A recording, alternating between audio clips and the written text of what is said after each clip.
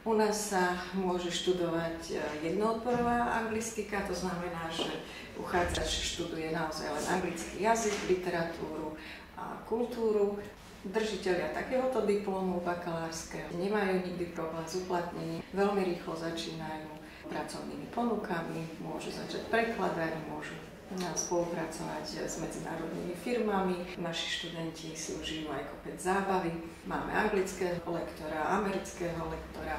Študenti môžu cestovať, môžu stráviť semester na zahraničných univerzitách, v Londýne na Middlesex University alebo v Wolverhamptone. Ale máme aj také atraktívne destinácie, ako je Španielsko, Madeira, tam Univerzita Balárskych ostrovov, alebo Belgicko, Dánsko a tak ďalej. Maturanti sa však môžu zaujímať o dvojodborové učiteľské štúdium. Ten anglický jazyk a literatúra sa kombinuje buď s iným jazykom, sú aj kombinácie s prírodnými vedami, napríklad angličtina, informatika. No a dôležité ešte, čo by som chcela zdôrazniť, je to, že všetky naše bakalárske programy majú pokračovanie na magisterskom štúdiu. Všetky naše programy sú bezpečne odakreditované. So maybe just to motivate the potential candidates, I'm really looking forward to all of you, and let's join us. Come here and see if I was right, telling you that it's really enjoyable piece of study. See you soon here. Bye. Katedra archeológie je upriamená na problematiku európskeho, hlavne stredoeurópskeho praveku a stredoveku. Bakalárske štúdium je trojročné, máme len denné štúdium archeológie, s tým, že absolventi trojročného štúdia dostávajú titul bakalár archeológie a môžu sa uplatniť ako technici pri archeologických výskumoch a v muzeálnych inštitúciách alebo na pamiatkovom úrade. Na denné bakalárske štúdium archeológie bereme v tomto roku bez príjmačiek s tým, že profilové predmety sú história a geografia v rámci maturity. Magisterské štúdium je dvojročné štúdium, taktiež len denná forma magisterského štúdia je možná na katedre archeológie v Nitre, s tým, že naši absolventi sa môžu uplatniť v rôznych muzeálnych inštitúciách, v archeologickom ústave, na pamiatkových úradoch a samozrejme môžu ďalej pokračovať aj v ďalšom štúdiu. Katedra etnológie a folkloristiky funguje na Filozofickej fakulte UKF už viac ako 20 rokov a ponúkame študijné programy etnológia v bakalárskom aj magisterskom programe a taktiež aj v doktorandskom. Etnológia je vedná disciplína, ktorá je zameraná na etnokultúrne procesy, výskum tradičnej kultúry, ale aj súčasných podôb a aktuálneho diania v oblasti sociálnej kultúry, obyčajovej kultúry, obradovej, etnických procesov, migrácií a tak ďalej. Okrem toho, naša katedra je špecifická v porovnaní s ostatnými katedrami na Slovensku s podobným zameraním tým, že sa orientuje aj na otázky praktickej folkloristiky, či už z hudobnej oblasti, speváckej oblasti, výtvarného umenia a taktiež aj etnochoreológie, respektíve tanečného umenia. Etnológia je širokospektrálna vedná disciplína, ktorá zastrešuje široký okruh problémov a len jedna čiastka z týchto problémov je oblasť folkloristiky, či už po teoretickej stránke, ale aj po praktickej stránke, ktorú vlastne na katedre riešime.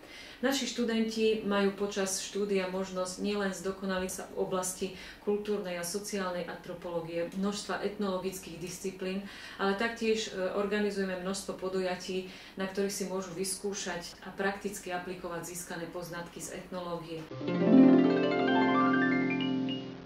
Katedra filozofie Filozofickej fakulty Univerzity Konštantína Filozofa v Nitre vznikla v roku 1990 a od svojho vzniku pripravuje študentov na povolanie učiteľa, teda či už výchovy k občianstvu alebo filozofie. Vedeckí alebo pedagogickí pracovníci našej katedry sa teda okrem pedagogickej činnosti podieľajú aj na vedeckej činnosti. Výsledky svojej vedeckej činnosti prezentujú v rôznych zborníkoch, v rôznych knižných publikáciách. Takisto by som spomenul náš katedrový zborník Filozofika, ktorý má už svoju tradíciu, ktorú si vybudoval od svojho vzniku.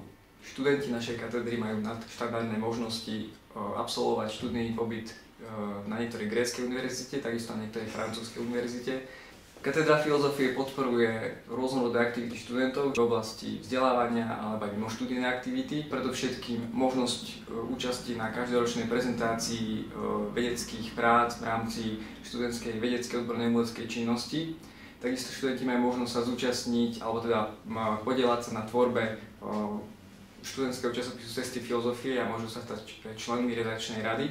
Katedra filozofie takisto podporuje účasť svojich študentov na celofakultných akciách, ako napríklad je vedomostno-športová súťaž o putovný pohár Jacquesa Derridu. Budeme sa tešiť, ak teda príjmete pozvanie a podáte si prihlášku na štúdiu na našej katedre. Dostanete sa tak do žičivého prostredia, podnetného prostredia, ktoré vám umožní teda nielen získať nové vedomosti a získať kvalitné vzdelanie, ale takisto vám umožní rozšíriť svoje obzory a získať nové kontakty pre ďalší svoj, či už profesionálny alebo súkromný život.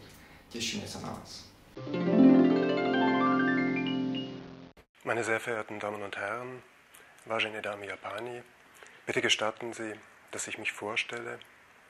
Mein Name ist Daniel Krause, ich bin als Dozent am Lehrstuhl für Germanistik tätig und ich habe die Ehre, Sie im Namen aller meiner Kollegen heute bei diesem Tag der offenen Tür herzlich begrüßen zu dürfen.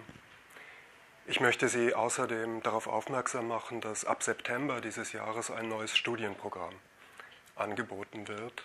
Deutsch in der Wirtschaftspraxis, Němčina v hospodářské praxi. Wir hoffen, dass wir mit diesem Studienprogramm Ihren beruflichen Zielen, Ihren Interessen, Ihren Wünschen gerecht werden. Wenn Sie irgendwelche Fragen dazu haben, stehen wir Ihnen heute beim Tag der offenen Tür und bei anderen Gelegenheiten sehr gern zur Verfügung. Haben Sie vielen Dank.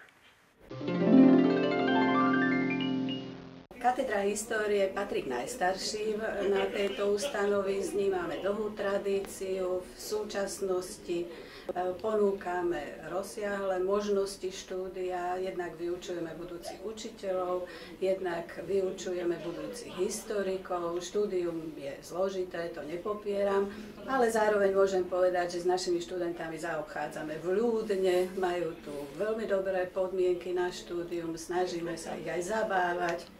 História je vnímaná ako tradičný odbor, napriek tomu ponúka aj možnosti štúdia nových smerov alebo nových tém.